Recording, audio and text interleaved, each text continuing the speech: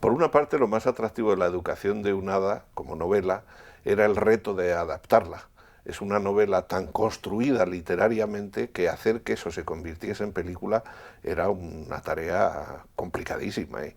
Y bueno, quizás ese retorcer la mecánica de la novela para convertirlo en un guión sea ya un atractivo en sí. Esto es un atractivo de oficio, pero luego de verdad lo que más te puede llevar a adaptar esa novela son unos personajes de una gran densidad, cada uno de ellos metidos en unas circunstancias que hacen que aflore lo peor y lo mejor que llevan dentro. Pues por varias razones. Cuando alguien se sienta a ver una película, se llama La educación de las hadas, puede pensar que va a haber una historia fantástica, un cuento de niños, y bueno, yo no los quiero desengañar, va a haber una historia en que alguien necesita creer que un hada puede solucionarle la vida, y ese es un niño, el que se inventa semejante cosa, azuzada su imaginación por un padre muy imaginativo también. Pero por otro lado la historia no va de escaparate de una pastelería, no hay merengues ni hay bombones de los que disfrutar así de una manera simple, sino que es bastante más complicada que eso. Y que hay una manera de sintetizar, como a veces empiezan determinadas piezas musicales, que es pegando un aldabonazo de entrada, con lo cual el espectador se despierta si se había dormido en la espera de que comenzase el espectáculo.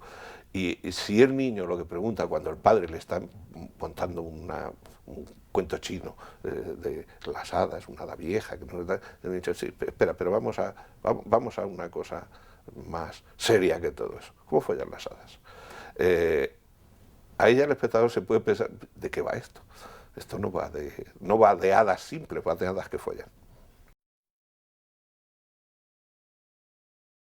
Donde yo me siento más tranquilo es escribiendo.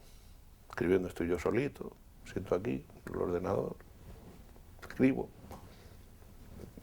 Cuesta trabajo hacer cosas, solucionar cosas, pero lo haces con tranquilidad y en soledad. Lo más excitante es el rodaje. Allí ves, se cumple aquel principio del Evangelio de San Juan que decía "Et verbum caro factum est", y la palabra se hizo carne. Entonces tú ves que la palabra allí se hace carne. Y lo de producir es un paso para mí, si quieres, previo y posterior al rodaje, que es elegir un proyecto, que siempre es cuando uno, por lo menos cuando yo he decidido que voy a producir una película es porque me he encontrado ante el hecho gozoso de ver un texto que merece hacerse carne, que merece hacerse película. No creas que eso ocurre con mucha facilidad, ocurre muy de tarde en tarde o muy difícilmente, pero a mí yo he tenido la suerte de que todo lo que he producido pues luego además ha sido refrendado como algo que valía la pena producir. O de encontrar gente como Alejandro Amenábar, que es pues una suerte en la vida también como persona y como director, que bueno, ahí está haciendo las películas que hace, me parece maravilloso. Y luego, después de hecha la película, pues hay que intentar que la vea el mayor número de gente posible. Entonces, para mí el trabajo de productor es un trabajo auxiliar dentro de un proyecto para que aquello salga lo mejor que se pueda conseguir. Y el de guionista y director, pues es un trabajo más incorporado personalmente, en mi caso, que también te puede hacer disfrutar más y sufrir más también. Convertir una narración dual de dos personajes que cada uno cuenta la feria según le va en ella en un guión unitario era complicado, por lo cual había que, en la medida de lo posible, agarrarse a dos cosas. Una, las situaciones en las que se ven implicados los dos, incluso los tres y los cuatro personajes que son protagonistas de la historia, centrarse en esas situaciones y desarrollarlas desde una visión objetiva de alguien que está fuera de la situación y se asoma a ella. Y lo otro, porque valía la pena, porque son excelentes, respetar al máximo los diálogos en la medida en que se pudiese.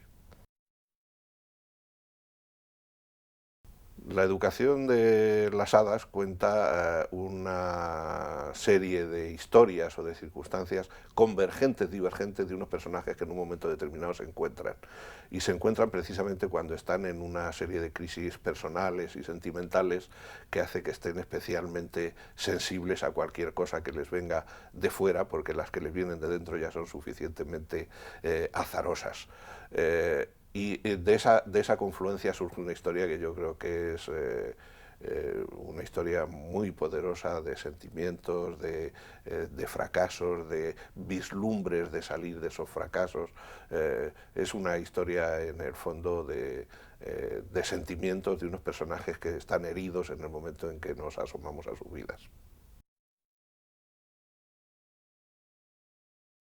Yo concibo el cine como una serie de ventanas que se abre al espectador para que pueda ver aquello que está ocurriendo en la pantalla desde el punto de vista que, voy a usar una palabra yo creo que muy desprestigiada, la lógica o el sentido común indicaría que habría que colocarse para ver aquello que ocurre y verlo, insisto, de la mejor manera posible. El equipo técnico y artístico de la educación de las hadas estaba compuesto. El artístico eran todos nuevos para mí, no había trabajado con ninguno de ellos. Y no es que me haya llevado una sorpresa, lo que me lleva es una alegría enorme de ver lo bien que se trabajaba con estos actores, con estas actrices. Y el equipo técnico era pues casi un 50% entre viejos amigos y compañeros como Hansi Burman, Josep Roussel Julio Madurga, Sonia Grande y personas con las que trabajaba por primera vez, ingeniero de sonido francés, Cyril, etc. Y pues ha estado muy bien. Es decir, que a mí con los equipos técnicos me pasa siempre lo mismo, que me llevo muy bien y en determinados momentos, a veces muchos, a veces pocos, me llevo muy mal. Eso suele ocurrir con los que no conozco, porque con los que me llevo muy mal no repito, ¿para qué voy a repetir? Y a veces con los que no conozco, por supuesto, me llevo también, me llevo muy bien. Es una tensión enorme la que se vive en los rodajes, entonces sale, yo creo, lo mejor que es uno y lo peor que es uno también. Víctor, el niño, yo creo que es una joya, es decir, es tremendo porque es lo primero que hacía, nunca hubiese pensado en hacer cine, de repente se mete en esto y adquiere una profesionalidad que al segundo día ya era más veterano que yo en aquello de los rodajes. Y luego pues de una expresividad y un papel dificilísimo porque desde luego se metía en situaciones y tenía que decir cosas que un niño no las vive nada más que muy excepcionalmente. Y Bebe es otra joya, Bebe es una joya maravillosa. Yo tenía una confianza ciega en ella, pero no sorda, porque ya la había oído, ya había oído lo que canta y cómo lo canta, y había oído sus opiniones sobre cosas, y me parecía que podía hacer este personaje, como de hecho lo ha interpretado de una manera excepcionalmente buena. Bebe es una persona entrañable, de una entrega heroica al trabajo, y con una capacidad expresiva que le va a hacer, si es que ella quiere dedicarse a esto, le va a hacer una actriz, ya lo es, una actriz importantísima. De Ricardo Darín tenemos un montón de datos para saber que es de los mejores actores en lengua española que hay ahora mismo en el mundo. Es decir, que pues lo único que se puede decir es que ha cumplido las expectativas, lo que se esperaba de él, que era muchísimo, y con una calidad excepcional. Y de Irene Jacob teníamos menos datos, los que teníamos eran buenísimos, su interpretación de Rojo había sido admirada en todo el mundo. Yo recuerdo que a Chabrol le preguntaban en qué consistía la dirección de actores y decía, pues en más del 50% en elegirlos bien. Entonces yo creo que esa es la mejor manera de dirigirlos, es decir, acertar en elegir al actor que mejor puede interpretar el personaje.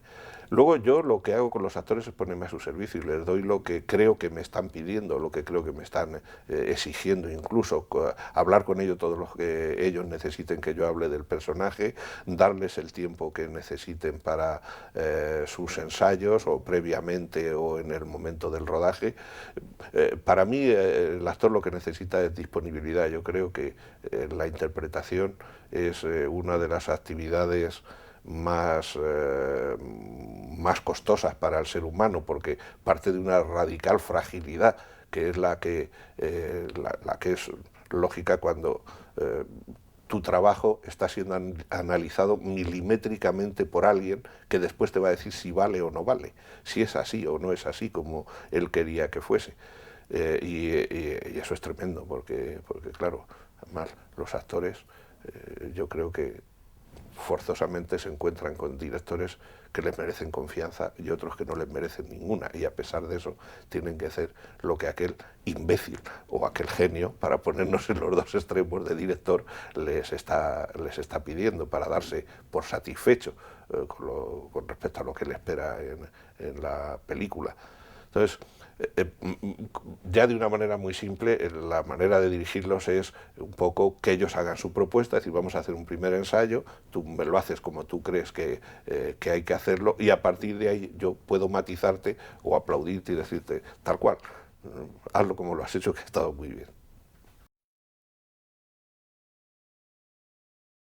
El rodaje ha sido muy duro porque ha sido prácticamente todo él a 1200 metros sobre el nivel del mar durante el invierno, es decir, hemos pasado mucho frío, eso que parece así, bueno, pues que se fastidien, para eso hacen cine, pues es muy duro trabajar en esas condiciones, vaya lo uno por lo otro, hemos rodado en unos paisajes maravillosos, en un sitio estupendo, con muchísima tranquilidad, muy aislados de la humanidad, que es lo que hace falta para poder rodar tranquilamente.